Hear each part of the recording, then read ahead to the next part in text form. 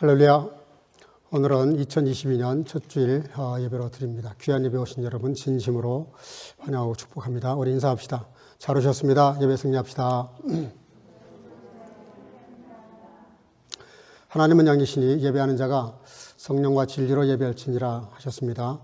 이제 여러분 모두를 성부와 성자와 성령 이름으로 진심으로 예배에 초대합니다. 다 같이 신앙 고백하심으로 주일 예배 시작하겠습니다.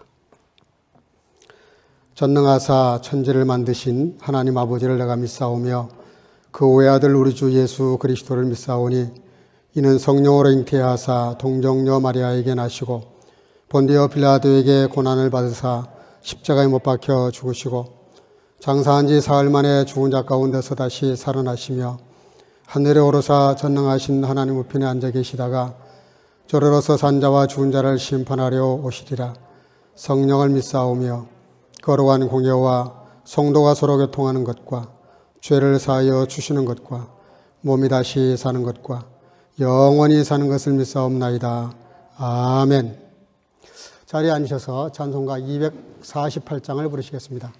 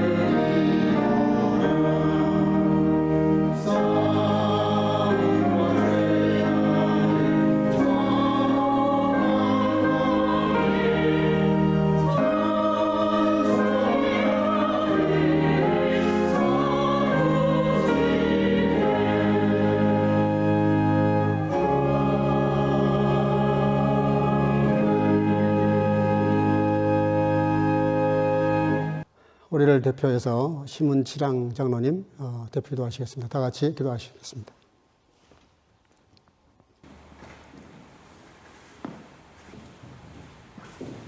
새해 첫 주일 주님 앞에 예배 드리게 하신 무한 감사를 드립니다. 강과 비는 전 세계뿐만 아니라 유럽과 독일에서도 제5차 대유행으로 여전히 고통 중에 있는 자들과 사망자들이 많습니다. 불쌍히 여겨주시고 속히 이 재앙을 지나가도록 역사하여 주시옵소서. 이제 2달 정도 남은 저희 조 대한민국의 대선을 긍휼히 여겨주시자 하나님의 마음에 합한 자를 세워주셔서 저희 민족이 마지막 시대에 국제사회에서 제 역할을 잘 감당하는 나라가 되게 하여 주시옵소서. 온 성도가족의 형식과 사정을 잘 하시는 주님께서 베풀어 주시고 오늘도 형편 사정이 여의치 못해 영상으로 예배드리는 자들에게도 똑같은 은혜를 베풀어 주시옵소서. 이제 담에 세우신 목사님께서 말씀 전부하실 때 성령의 능력으로 함께 하시고 말씀을 받는 우리 모두가 옥토에 떨어진 씨앗처럼 열매 맺게 하옵소서. 목사님 가정을 항상 지켜보시고 축복해 주시옵소서. 마치는 시간까지 주님이 함께 해주시기를 바라고 예수 그리스도의 이름으로 기도드립니다. 아멘.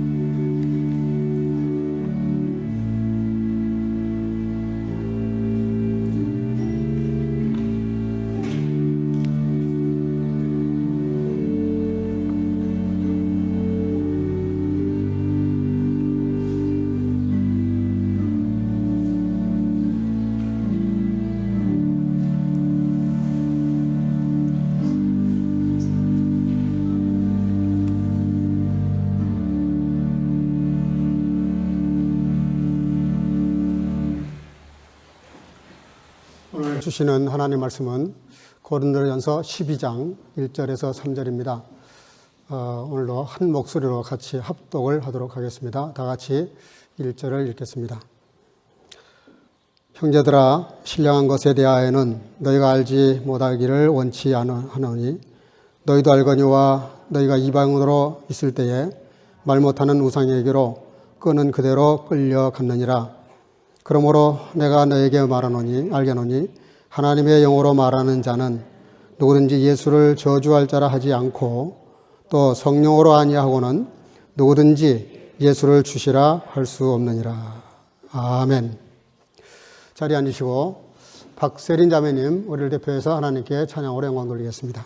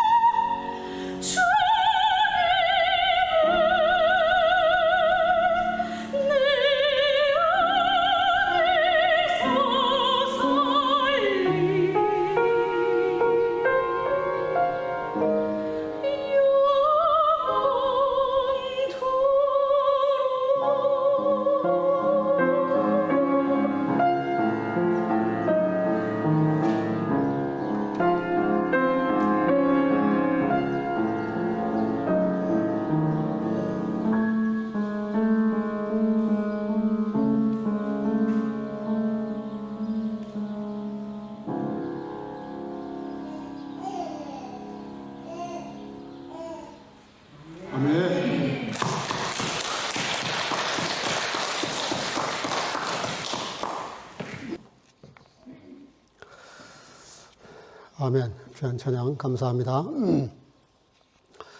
2022년 새해를 맞이해서 오늘 우리 교회 표를 같이 오늘 잠시 따라 했으면 좋겠습니다.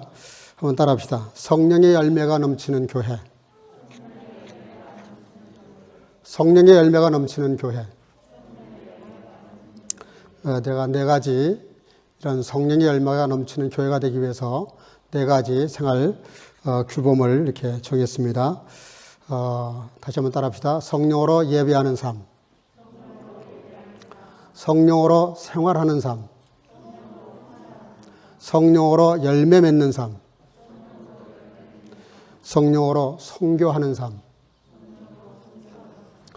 이 네 가지가 우리가 이제 올 한 해 집중해서, 물론 뭐 다른 생활도 열심히 해야 되겠지만 집중해서 우리가 이렇게 관심을 가지고 기도하시고 또 실천해 가기 위해서 구체적으로 여러분들이 삶 속에서 기도하면서 이루어 가야 될 내용들입니다.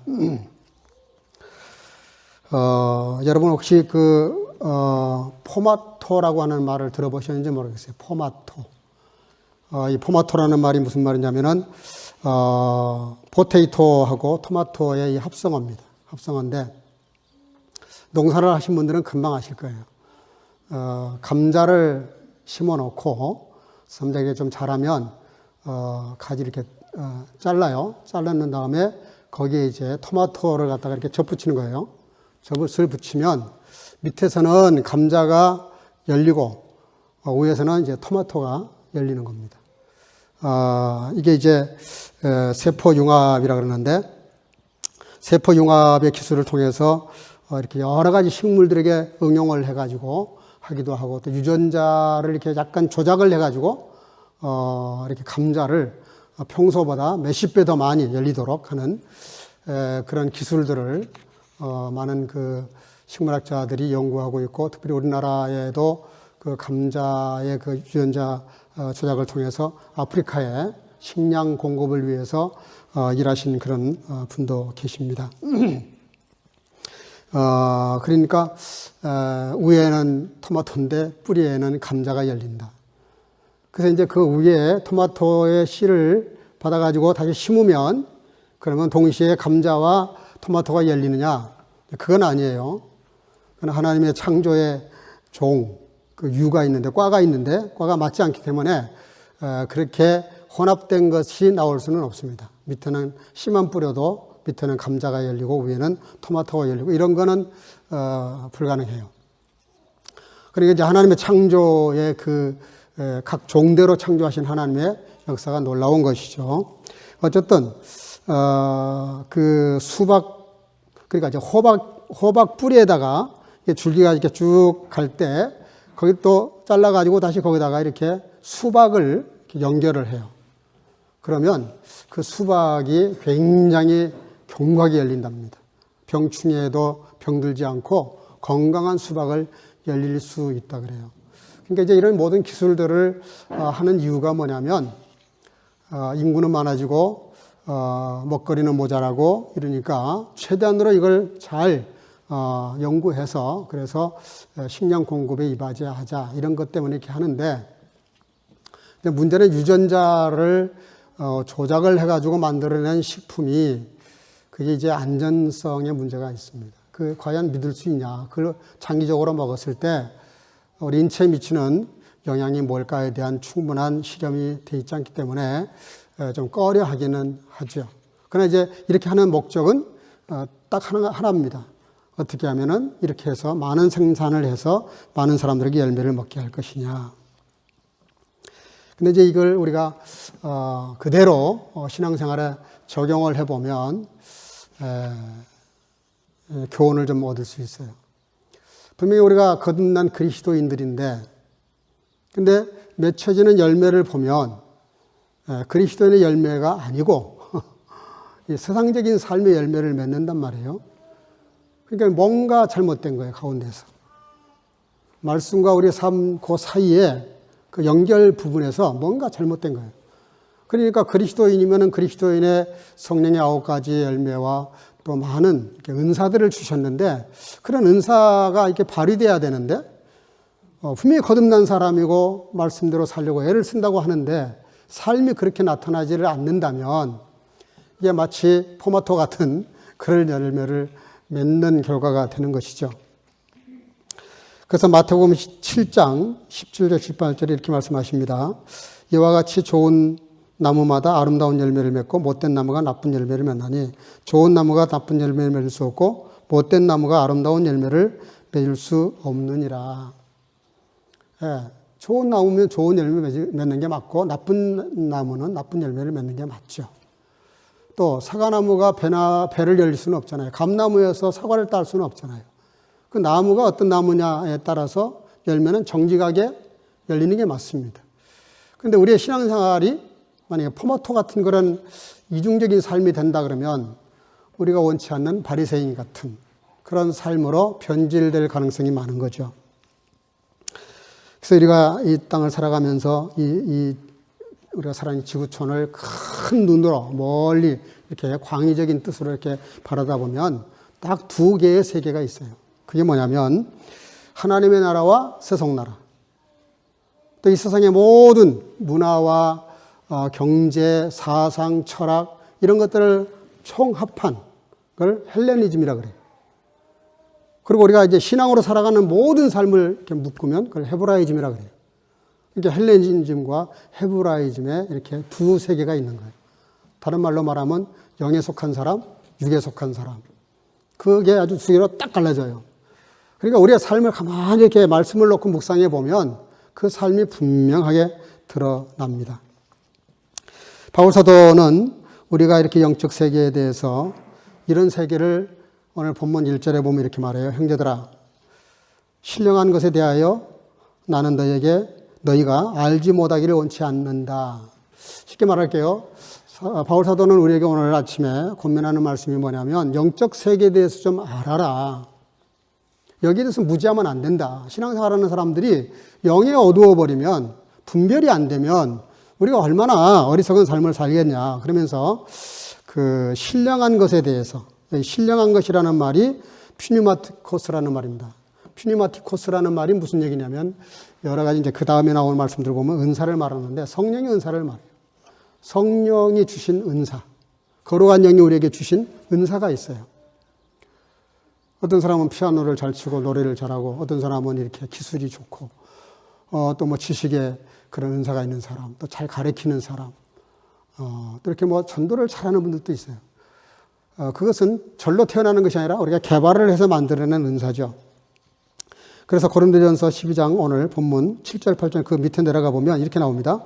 7절 8절 각 사람에게 성령의 나타남을 주심은 유익하게 하려 하심이라. 어떤 얘기는 성령으로 말미암아 지혜의 말씀을, 어떤 얘기는 같은 성령을 따라 지식의 말씀을. 그래서 쭉 이렇게 은사가 20몇 가지가 이렇게 나옵니다. 그 은사를 주는 목적이 뭐겠어요?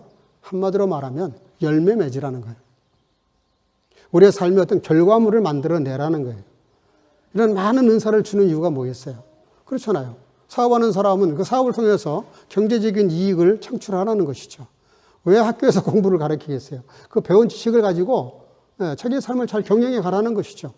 은사를 잘 개발해서 이렇게 결과물을 만들어내라는 뜻입니다. 그러면서 우리에게 다양한 은사가 있지만 그러나 알아야 될 것은 그 모든 걸 통합하면 성령께서 주시는 것이다. 한 성령님이 수십 가지의 수백 가지의 은사들을 우리에게 주신다. 많은 다양하게 나타나지만 그걸 주장하시는 분은 성령이시다. 올해 우리 교회 표어를 만든 것은 갈라디아서 5장 22절, 23절 오직 성령의 열매는 사랑과 희락과 화평과 오래 참음과 자비와 양성과 충성과 온유와 절제니 이 같은 것을 금지할 법이 없느니라 하셨는데 이 말씀을 근거로 해서 표어를 만들었어요. 그래서 이제 오늘부터 시작해서 오늘은 성령의 역사 근본적인 뿌리를 간단하게 이렇게 결론적으로 말씀드리고 다음 주부터는 성령의 은사와 열매에 대해서 쭉 이렇게 시리즈로 좀 말씀을 나누려고 그래요. 왜냐하면 이 성경에 보니까 사실은 무궁무진합니다. 성령의 역사가 들어가지 않는 데가 없어요. 모든 기적, 모든 사건, 모든 역사 속에 성령님이 개입하시지 않는 건이 거의 없어요. 근데 우리가 너무나 성령님에 대해서 무지해요, 사실은. 성령 충만 그러면 막 흥분을 해가지고 막 뜨겁고 이것만 생각을 해요. 그렇지 않아요. 성령님은 굉장히 인격적이시고 굉장히 거룩하신 분이고 굉장히 정리정돈을 잘 하시는 분이고 정말 지혜로우신 분이고 우리의 삶에 깊이 이렇게 스며들어갈 수밖에 없는, 성령님 없이는 우리가 생활할 수 없는 그런 분이세요. 쉽게 말하면 성령님이 아니고는 우리가 신앙생활할 수 없다 말해도 틀리지 않아요. 그래서 오늘 말씀 성령에 대한 기본적인 걸 좀 몇 가지 생각하려고 그러는데, 오늘 본문 3절입니다. 그러므로 내가 너에게 알게 하노니 하나님의 영으로 말하는 자는 누구든지 예수를 저주할 자라 하지 않고 또 성령으로 아니하고는 누구든지, 따라합시다, 예수를 주시라 할 수 없느니라. 성령이 아니면 우리가 예수님을 나의 구주라고 고백할 수 없다는 거예요. 그래서 여러분들 입술로 마음으로 예수님을 나의 구주라고 고백하셨다. 그럼 이미 사실 우리가 다 성령으로 체험하신 거예요. 성령이 역사하신 거예요. 그 고백이 내가 한 것 같지만 그렇지 않아요. 성령님께서 역사하신 거예요, 이미. 그러니까 내가 주님이 나의 구주라고 믿어지고 그분이 나 때문에 죽으셨다는 사실이 이렇게 깨달아지고 믿어지게 되면 여러분들 벌써 성령이 역사하신 거예요. 근데 성령님은 꼭 바람 같으셔서 휙 지나가시는데 눈에 안 보이니까 없는 것처럼 느껴지지만 뭔가 느낌은 약간 있어요. 그 약간의 느낌이라는 게 이제 우리가 잘못 오해하면 속기도 하고 착각하기도 하고 오해하기도 해요. 그러나 성령님은 그런 분이 아니세요. 아주 분명한 분이세요.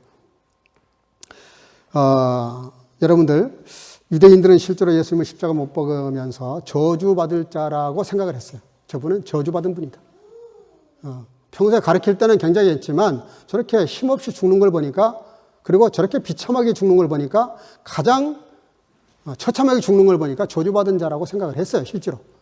그러니까 바울 사도가 뭐라 그러냐면은 예수를 저주받을 자라고 말하지 아니하고 나의 구주라고 고백한다는 것은 성령의 역사인데, 성령의 역사가 아니면 그렇게 고백할 수가 없다. 그렇게 지금 말씀하고 있는 거예요. 여러분, 생각해 보십시오. 바울 사도가 마게도냐 환상을 보고 빌립보 성으로 건너가가지고 기도처를 찾다가 강가로 나가잖아요. 거기 갔더니 이렇게 여러 부인들이 모여 있어요. 잘 됐다 싶어가지고 말씀을 전했는데, 여러 부인이 있었는데 똑같이 말씀을 전했고 들었는데 유독 한 사람만 이 마음의 문을 열어요. 그리고 말씀을 받아들여요. 그게 루디아잖아요. 그게 빌립보 성의 교회가 세워지게 되는 시작이었어요. 이상하잖아요? 근데 성경은 분명히 말해요. 주께서 그 여자의 마음을 여셨다 그랬어요. 그러니까 이 여신 역사가 뭐냐면 주의 영이 하신 일입니다. 여러분들이 말씀을 들을 때 마음에 수긍이 되고 액셉티어런이 되면 성령님께서 여러분들의 마음을 이렇게 여시는 거예요. 여러분들 터치하고 계시는 거라고요. 성령의 그렇게 역사를 무슨 큰 이렇게 막 천지가 개벽하고 이런 걸로 생각하면 안 돼요. 성령님은 섬세하신 분이기 때문에 우리의 심리적인 것들을 이렇게 잘 이렇게 다루어 가세요. 그래서 사도행전 16장 14절 15절 두아디라 성의 자주장사로서 하나님을 공경하는 루디아라 하는 한 여자가 들었는데 주께서 그 마음을 열었다. 그리고 바울의 말을 청종하게 했고 저와 그 집이 다 세례를 받았다. 그렇게 말해요. 그러니까 그가 한 그 모든 일은 루디아는 잘 모를 거예요. 자기가 바울 사도의 말씀을 이렇게 잘 받아들인 것에 대해서 본인은 못 느끼고 있어요. 그러나 분명히 말씀이 깨달아지고 믿어지고 세례받게끔 됐던 것은 루디아의 심리적인 변화가 아니라 주님이 그를 터치하신 거예요. 그게 성령의 역사라는 것이죠. 요한복음 3장 5절 6절 예수께서 대답하시되 진실로 진실로 내게 이르노니 사람이 물과 성령으로 나지 아니하면, 이게 조건부 문장이에요. 만약에 이렇게 되잖아요. 벤만 에트바스. 하나님께서 만약 이렇게 하지 않는다면 하나님의 나라에 들어갈 수 없느니라. 육으로 난 것은 육이요 성령으로 난 것은 영이니, 거듭나는 것, 고백하는 것, 주님이 믿어지는 것 다 성령이 아니고는 될 수가 없다. 그러므로 여러분들 예수님이 믿어지면 여러분들 성령 충만한 걸 믿으시길 바랍니다. 이미 성령이 여러분들 역사하신 거예요. 로마서 8장 26절 이와 같이 성령도 우리의 연약함을 도우시나니 우리가 마땅히 빌 바를 알지 못하나 오직 성령이 말할 수 없는 탄식으로 우리를 위하여 친히 간구하시느니라. 이게 무슨 얘기입니까? 성령이 아니면 우리가 기도도 제대로 못한다는 거예요. 구할 바를 모른다는 거예요. 기도를 해야 되는데 기도해야 되겠다는 생각만 하고 기도를 잘 못해요. 그건 우리 육신의 생각입니다. 근데 어쨌든 그러다가 무릎을 꿇고 기도하게 됐다. 내가 마음으로 묵상으로 기도하게 됐다. 성령이 그 마음을 이렇게 딱 움직이신 거예요. 기도할 바를 알지 못하는데 기도하게 하시는 것도 역시 주님이 하시는 일이에요. 어쩔 때는요, 너무 문제가 복잡해지고 크면 뭘 기도해야 될지 모를 때가 있어요. 너무 황당하고 너무 당황스러워서 급작스럽게 어떤 어려운 일을 만나게 되면 저도 종종 그런 걸 경험하는데 정신이 없어요. 뭘 기도해야 될지 모르겠어요. 이 상황에서 뭐라고 기도해야 될지를 모르겠어요. 인간적으로 이해가 안 되는데 분명히 주님의 역사 같은데 뭐라고 기도해야 되나? 이게 축구 시합을 하고 있으면 A팀, B팀 있으면 A팀을 응원하든가 B팀을 응원하면 A팀 이기게 해달라. 이거 간단하잖아요. 큰일 나게 기도할 수 있어요. 그러나 A팀을 위해서 기도하는데 B팀도 마음에 걸린다. 이걸 내가 A팀을 위해서 기도해야 되나 말아야 되나. 예를 들면 비가 안 오는데 비가 오게 해달라 기도하면 비가 오면 안 되는 사람들이 지구촌에 얼마나 많아요. 그렇잖아요. 그러니까 비가 오게 해달라 기도해야 되고 날씨가 좋게 해달라고 기도하는 것들은 왜냐하면 비를 기다리는 사람도 얼마나 많냐고. 그러니까 뭔가 이렇게 깊어지고 묵상이 깊어지고 말씀을 깊이 생각하면 기도가 굉장히 애매해질 때가 있어요. 뭐라고 기도해야 될지 모를 때 성령님이 그때 도와주신다는 거예요. 우리가 뭐를 구해야 될지 알지 못할 때 성령님이 기도할 수 있는 걸 가르쳐 주신다. 인도에 선교를 하러 갔던 그 스코트라는 분이 계셨어요. 이제 이분이 인도의 저 벽촌까지 전혀 사람들의 발길이 안 닿는 거의 뭐 원시인 사는 사람 그런 수준의 깊은 곳에 들어갔다가 거기에 있는 사람들이 외부 사람이 오니까 긴장을 해가지고 창을 두고 찌르려고 그랬어요. 여러 사람이 둘러싸가지고. 근데 이 선교사님이 너무 당황을 한 거예요. 이거 선교제 가기도 전에 순교하게 생겼네. 그러니까는 이분이 너무 당황을 해가지고 기도도 안 나오니까 그냥 자기가 가지고 있던 악기 바이올린을 꺼내가지고 연주를 했어요. 연주를. 눈을 감고 연주를 하면서 이 선교지에 가서 거기 가서 그 부족들에게 말씀을 전하려고 서툰 말로 이렇게 배운 언어로 그들의 언어로 찬송을 부른 거예요. 주 예수 이름 높이어 다 찬양하여라. 그 앞에 무릎 꿇고서 면류관 드리세. 금면류관을 드려서 만유의 주 찬양. 뭐 이런 찬양을 바이올린을 키면서 노래를 부르면서 그냥 바들바들 떨면서 부른 거예요. 놀라운 일은 너무 조용한 거예요. 살며시 눈을 이렇게 뜨고 보니까 이 사람들 다 창을 내려놓고 멍하게 그 노래를 감상하고 있는 거예요. 어떤 사람은 눈물을 흘리는 거예요. 감동을 받아가지고. 아니 전혀 모르는 후렘대가 와가지고 자기 나라 자기 부족의 말로 찬양을 부르면서 너무 아름다운 음률로 찬양을 부르는데 그 가사를 들어보니까 찬양하자는데 경배하자는데 이분들이 너무 감동을 받아가지고 그분을 모시고 가서 잘 대접하고 그래서 거기에 예수를 영접하고 교회가 세워졌다는 그런 기록이 있어요. 여러분 그렇잖아요. 우리가 어떤 너무 당황스러운 일을 만나면 뭐라고 기도할지를 모른다니까. 그런데 그때 하나님이 역사하신다 그랬어요. 너희들이 핍박을 받을 때에 가서 무슨 말을 할지 미리 준비할 필요가 없다. 현장에 도착하면 하나님께서 너희들의 입술에게 할 말을 주실 것이다. 어떻게 해야 될지를 가르치실 것이다. 그게 성령님이 하신 일이다. 그렇게 말씀하세요. 여러분 그러니까 당황하지 마세요. 염려할 필요가 없어요. 주님께 맡겨버리면 주님이 우리의 삶을 이끌어 가실 뿐만 아니라 그때그때 할 수 있는 일을 가르쳐 주신다고요. 그게 성령님이 하신 일이에요. 창세기 41장 38절 바로가 그 신하들에게 이르되 이와 같이 하나님의 신이 감동한 사람을 우리가 어찌 얻을 수 있으리요. 여러분들 성령으로 우리가 인도를 받지 못하면요 우리가 하고자 하는 일들이나 우리의 인생이 결코 성공할 수 없어요. 우리가 성공하냐 실패하는 거냐 하는 것도 내게 달려있는 것 같은데 그렇지 않아요. 성경은 뭐라고 말하냐면 성령님이 그걸 좌우하신다는 거예요. 성령님이 같이 하셔서 성공한 사람들에게 얘기하라면 한도 끝도 없는데요. 요셉이 형님들에 의해서 팔려가지고 이집트라고 하는 그 초강대국에 포로로 잡혀갔잖아요. 예? 포로 신분인데 돈 몇 푼에 팔린 포로인데 노예인데 일개 노예가 그 나라의 총리가 된다. 칸찔러가 된다. 엉강성심 그게 가능한 얘기입니까? 불가능한 얘기예요. 있을 수 없는 얘기. 만화 같은 얘기입니다. 우리가 성경이니까 받아들여서 그렇지 그걸 현실로 한번 적용해봐요. 그게 가능키는 해요. 절대로 불가능합니다. 근데 그게 어떻게 가능합니까? 이게 지금 하나님을 모르는 이집트 왕이 하는 말이에요. 왕이.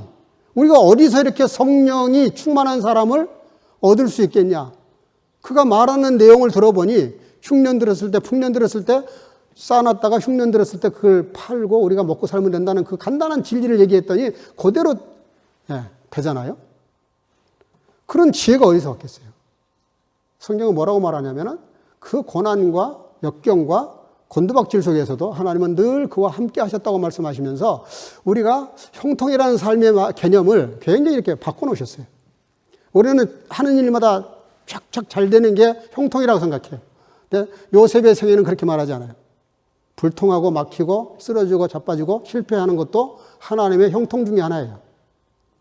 쉽게 말하면 인생을 길게 보라 이 말입니다. 짧게 보면 안 돼요. 일비일비해서는 안 된다는 뜻입니다. 길게 봐야 돼요. 요셉이 그렇게 성공을 하죠. 다윗 보세요. 다윗이 그렇게 이스라엘을 통합해가지고 통일을 하잖아요. 두 지파, 열 지파 이렇게 북쪽 열 지파, 남쪽 이렇게 두 지파 해가지고 나중에 이게 통일을 시켜요. 통일을 시켜가지고 통일 왕국의 왕이 되는데 그 통일 나라의 왕이 돼가지고 위대한 업적을 만들어서 예수님의 이렇게 족보에 올라가는 그 슈탐이 됐던 그 비결을 성경은 이렇게 말해요. 사무엘상 16장 13절. 우리 한번 다 같이 읽어볼까요? 자, 시작.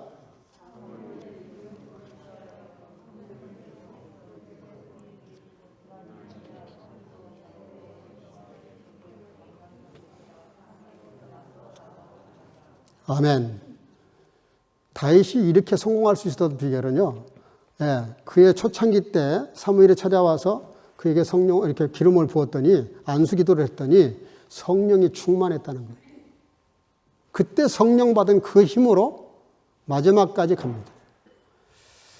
그러니까 다윗이 뭐 이렇게 물맷돌을 잘 던지고, 뭐 양을 이렇게 사랑하고 보호하고 목동의 마음을 가지고 그건 그냥 부수적인 따라오는 건 부스러기 은혜고요. 진짜 이 다윗이 될 수 있었던 비결이 뭐예요? 그에게 선지자가 안수기도를 했을 때 그때 성령이 그에게 임했다는 거예요. 성령이. 그 성령이 임한 그 힘을 가지고 그의 삶을 경영해서 결국은 통일 이스라엘을 만들고 대왕이 되는 거죠. 여러분, 신앙생활하면서 올해는 우리가 우리의 신앙생활에 하나의 뭐라 그럴까요? 큰 명제를 걸어야 돼요. 주님, 내가 올 한 해는 정말 성령님을 충만히 받고 성령님에 의해서 성령님에게 이끌림 당하는 그런 삶이 되기를 바랍니다.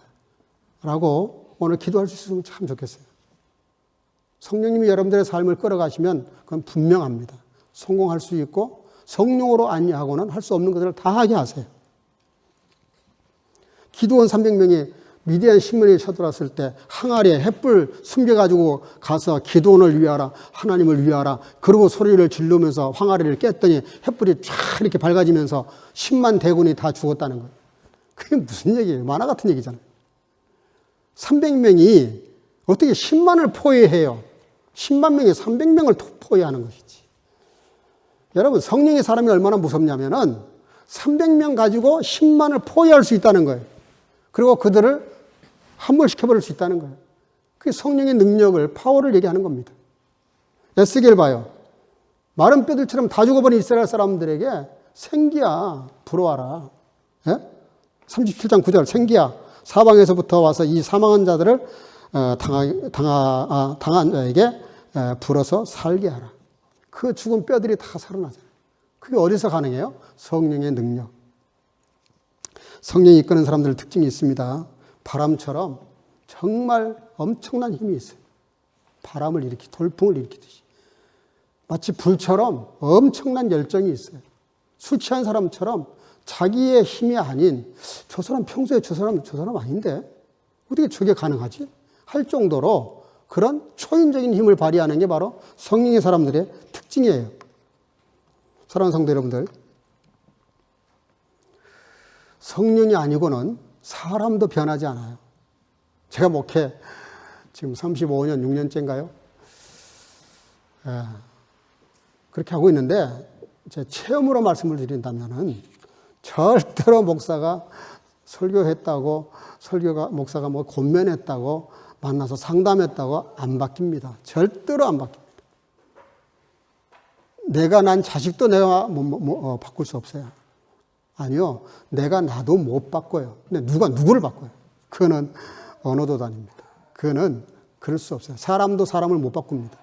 근데요. 성령님은 사람을 바꿀 수 있어요. 볼까요? 사도행전 1장 8절 때와 기한은 아버지께서 자기 고난에 주셨으니 너희 알 바 아니요 오직 성령이 너에게 임하시면 그랬어요. 이게 지금 제자들에게 주시는 말씀인데요.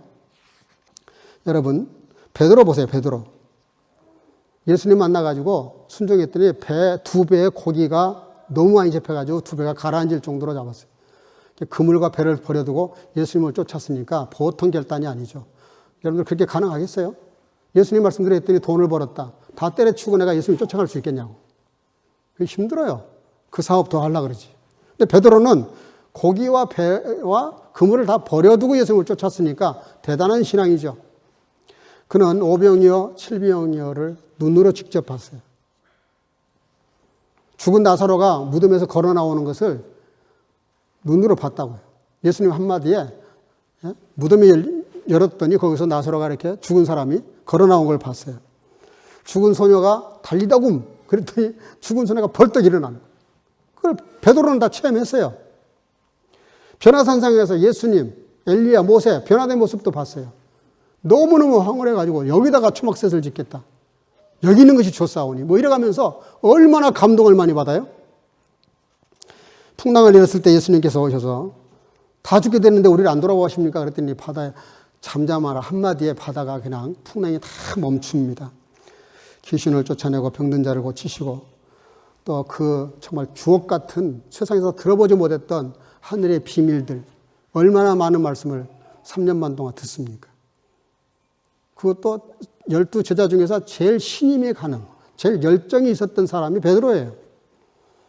그런 베드로가 예수님이 정말 정작 말씀하신 대로 고난을 받으니까 예수님 모른다고 부인해버리잖아요. 저주까지 하면서 예수님 모른다 그러잖아요.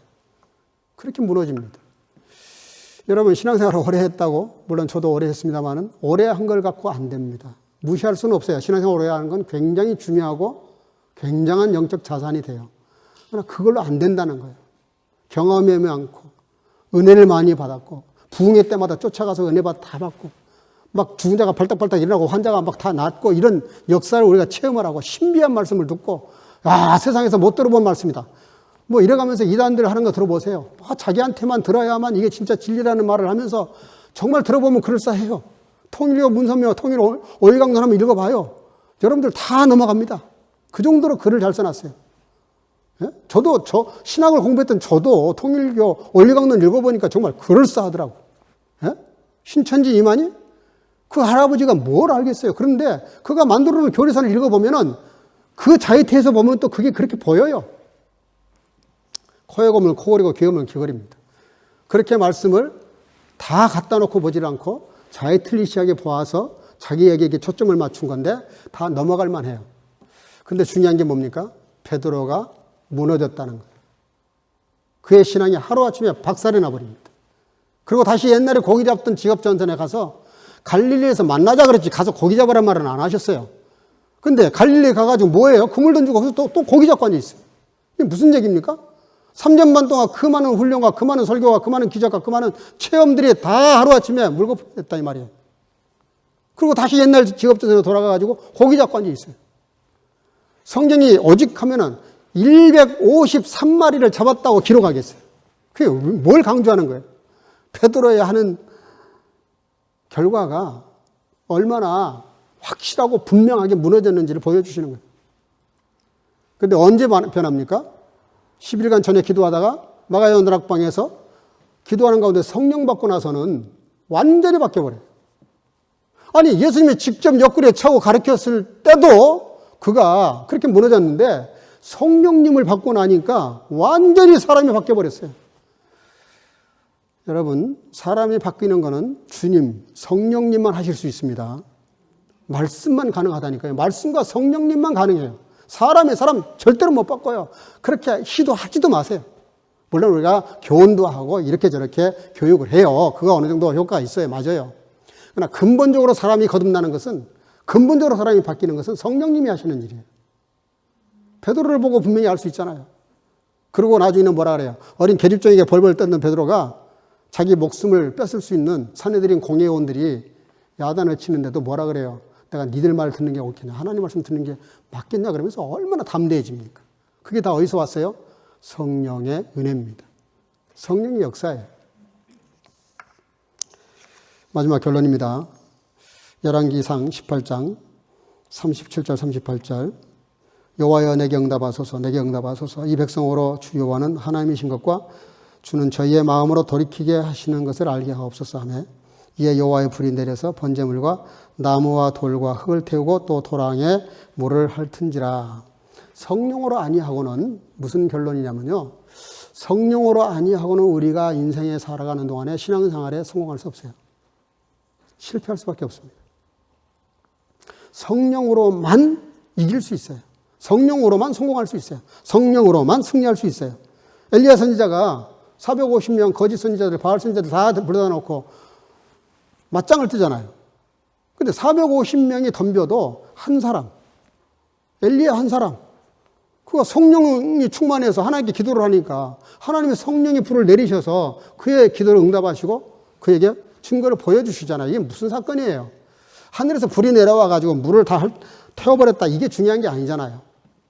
뭘 말씀하시려고 하는 게 성경이? 성령님이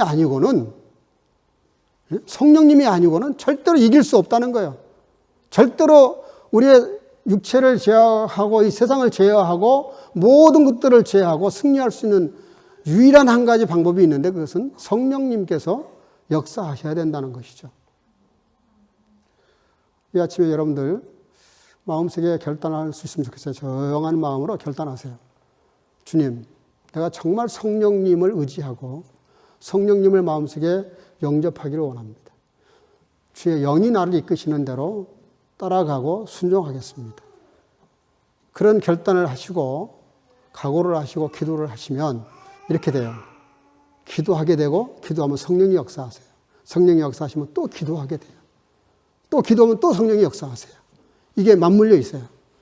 올 한 해 우리가 첫 시간 여러분들이 저와 여러분들이 성령님으로 시작해서 중간쯤 가서 또 육체로 돌아가지 마시고 성령님으로 시작해서 성령님으로 진행하다가 12월 31일에 송우영신 예배 드리면서 다시 우리가 성령의 열매를 주님 앞에 내놓을 수 있는 저와 여러분들 되시기를 주 이름으로 축복합니다.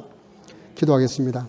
이 시간에 우리 잠깐 1, 2분 동안 통솔 한번 기도하겠습니다. 주님, 나에게도 성령의 은혜를 주시고 성령의 충만함을 주시고 성령으로 역사해 주시고 성령이 역사하실 때 성령에 따라 순종하게 해 주셔서 정말 성령 충만한 삶을 살게 해 주소서.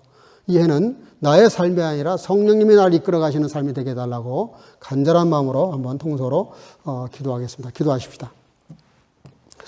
사랑과 은혜가 충만하신 아버지 은혜를 감사합니다. 이 시간도 저희와 함께 하셔서 주 앞에 나와 예배하는 귀한 시간에 아버지 하나님 성령의 큰 열매를 맺는 성령의 열매가 넘치는 아름다운 삶을 살기를 원하고 성령께서 내 마음을 주장하시고 역사하시고 함께 하시고 이끌어 주실 때에 아멘 주여 주님을 따라가며 성령님을 따라가며 성령의 역사에 순종하며 성령의 역사를 따라 살아가는 가운데에 저희들의 삶이 이 한 해에 성령님의 이끌림 받음으로 성령의 여러 가지 많은 열매를 맺어갈 뿐만 아니라 성령의 은사를 잘 개발해서 아버지 하나님 앞에 성령 충만한 삶을 살아가게 부족함이 없도록 성령께서 친히 역사하시고 주장하시고 인도하시고 함께 하셔서 온 성도들이 이 한 해의 성령의 열매를 맺어갈 수 있도록 축복하시고 함께 하시기를 간절히 소원하옵고 아버지 순간순간마다 성령님의 음성을 듣고 성령님에게 순종하며 성령의 열매를 맺어가도록 인도해 주시기를 간절히 소원하옵고 예수 이름나이다 인도해 주시옵소서. 사랑과 은혜가 충만하신 아버지, 첫 주일 나와 주님이 주신 말씀 아버지 하나님 저희들이 성령이 아니고는 아무것도 할 수 없는 것을 깨닫게 도와주시고 참으로 무엇이든지 간에 성령님이 함께 하셔야 승리의 삶을 살아갈 수 있다는 사실을 깨닫고 온 성교 가족들이 정말로 성령으로 충만해서 성령님과 더불어 이 한 해를 믿음으로 승리하며 모든 일들을 감당해 나갈 수 있는 성령의 사람들로 인도해 주실 줄로 믿사옵고 예수님의 이름으로 기도하옵나이다. 아멘. 말씀을 생각하시면서 찬송가 171장을 부르겠습니다.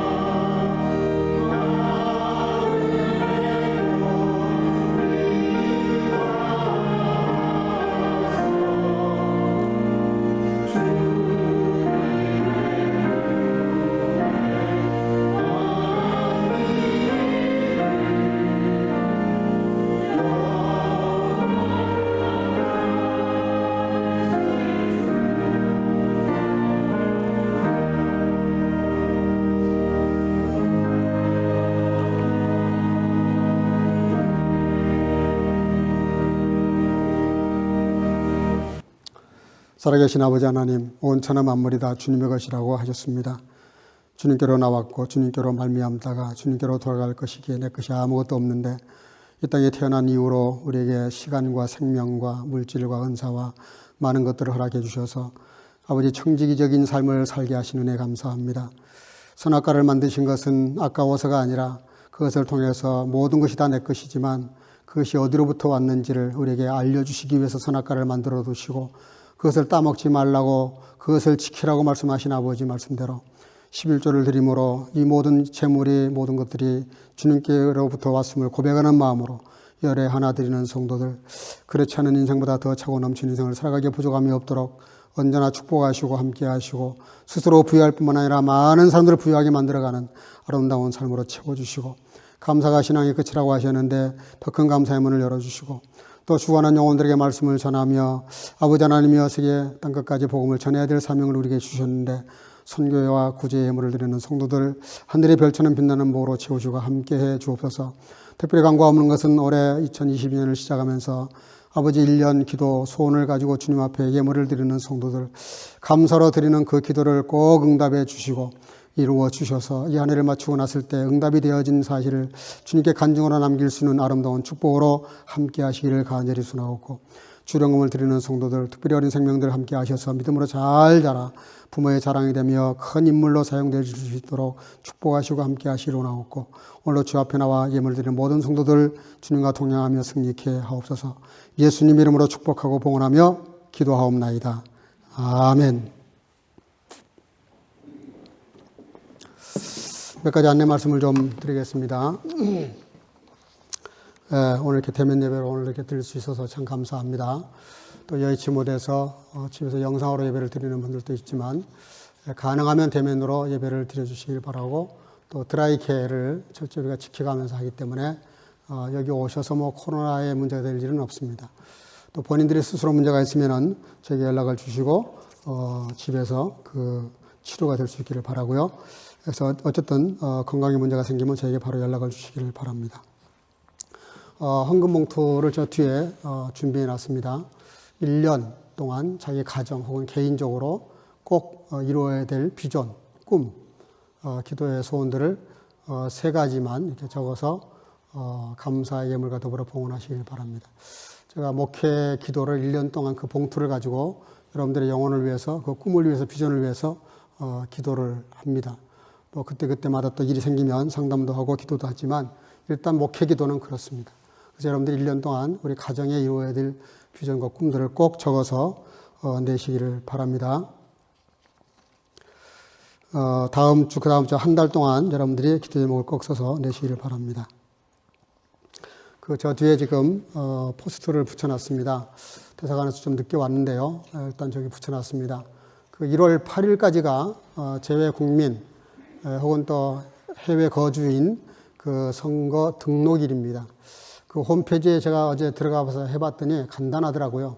그러니까 홈페이지 주소대로 들어가면 다 이렇게 차례대로 안내가 됩니다. 그래서 등록하시고, 우리가 비록 외국에 나와 있지만 꼭 반드시 선거를 하셔야 됩니다. 선거를 포기하는 것은 그 권리를 포기하는 것이고 나라를 이렇게 방임하는 거예요. 선거가 우리에게는 유일한 선택할 수 있는, 그리고 나라의 경영에 이렇게 참여할 수 있는 방법입니다. 그렇게 하시고 1월 8일까지는 다 등록하시고, 또 거기 보면은 언제 선거라고 되어 있어요. 그래서 그 선거를 다 참여할 수 있기를 바랍니다. 안타까운 것은 우리 불의 집사님, 장모님께서 지난주에 이렇게 소천하셨는데, 또 불의 큰 형님이 71세로 이렇게 소천을 또 하셨습니다. 너무 이렇게 사별의 아픔이 큰데 위로해 주시기를 바라고 기도해 주시기를 바랍니다. 그리고 이승공 권사님은 지금 1월 26일 날 수요일인데요. 낮 12시에 장례 예배가 있습니다. 시간 되신 분들은 참석해 주시기를 바랍니다. 축하 순서는 나중에 하기로 하고요. 오늘 감사한 것은 우리 한성택 장로님, 우리 교회 예말리게 장로님이셨어요.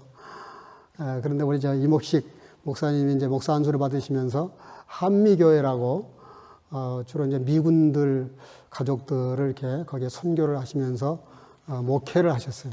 목회를 하시다가 이제 은퇴를 하신 거죠. 예, 은퇴를 하시고 이제 뭐라 그러죠? 친정에 온 겁니다. 친정에. 원래 우리 교회에서 우리 이목식 전도사 시절에는 또 우리 유소동부, 중고동부 이렇게 전도사로 교육전사로 이렇게 섬기셨는데, 일단 나중에 이렇게 목사 안수를 받고 목회를 하시다가 은퇴하시고 이제 다시 친정에 이렇게 돌아오셨습니다. 앞으로 계속 우리 교회에 나오실 겁니다. 우리 한번 인사하실까요? 장로님하고 우리 목사님. 네.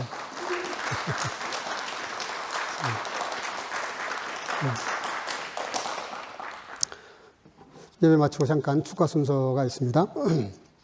우리 옆사람과 더불어 서로 인사하겠습니다. 성령의 열매가 넘치는 삶을 삽시다. 인사하겠습니다. 네.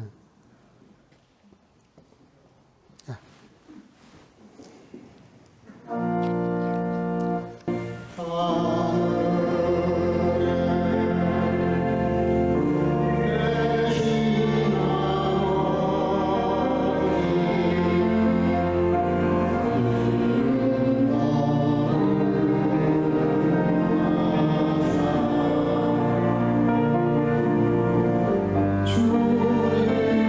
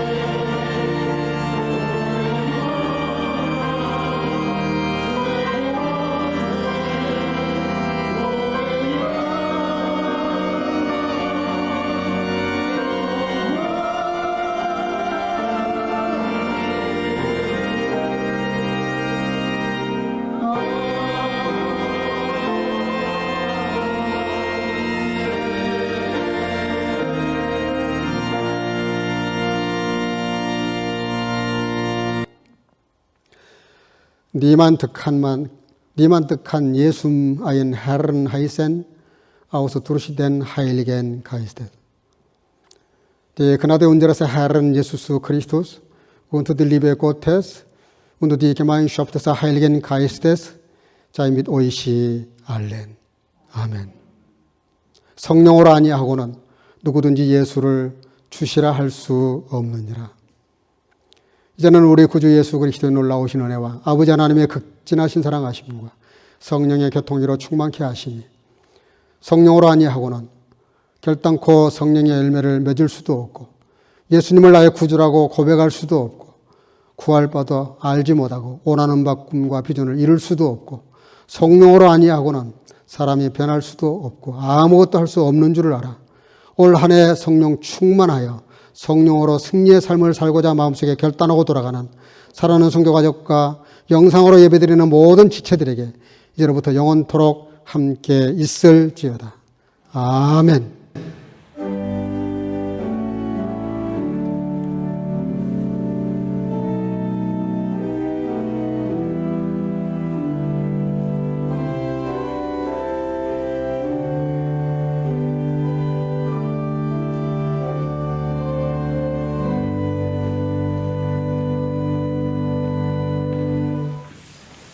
잠깐만요.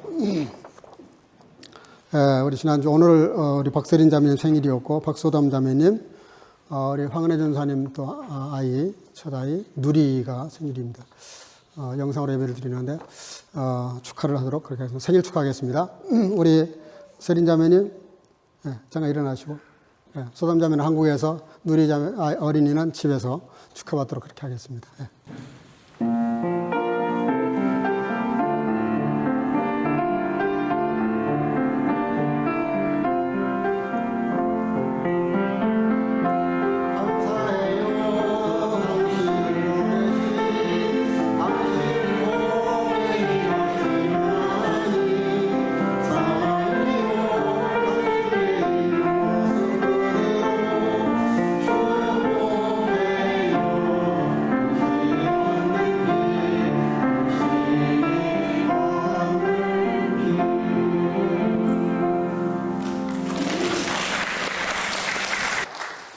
사랑과 은혜가 충만하신 아버지 은혜 감사합니다. 또 거룩한 예배 잘 지키게 도와주시고 드리게 도와주시고 이 시간에 또 이렇게 세린 자매님 또 소담 자매님 누리 어린이 생일을 축하하게 하신 것 감사합니다. 지금까지 인도하신 아버지 장례도 함께 하셔서 하나님과 사람 앞에 존귀한 자가 되게 하시고 주님과 동행하며 영광으로 강건케 하시고 아버지 하나님 유쾌하고 행복한 인생을 살아갈 수 있도록 또 잘 양육되어지는 누리가 될 수 있도록 축복하시고 함께 하시기를 간절히 소원하고 이 한 주간도 사랑하는 주의 자녀들 성령 충만하여 성령으로 아니하고는 아무것도 할 수 없는 줄을 깨달아 성령님과 더불어 모든 일들을 이루어가는 온 성교가족으로 영상으로 예배드리는 모든 주의 자녀들 될 수 있도록 축복하시고 또 영상으로 이렇게 온라인으로 또 예물을 드리는 성들도 있사오니 같은 복으로 채우시고 함께해 주옵소서. 예수님의 이름으로 간절히 축복하고 봉헌하며 기도하옵나이다. 아멘.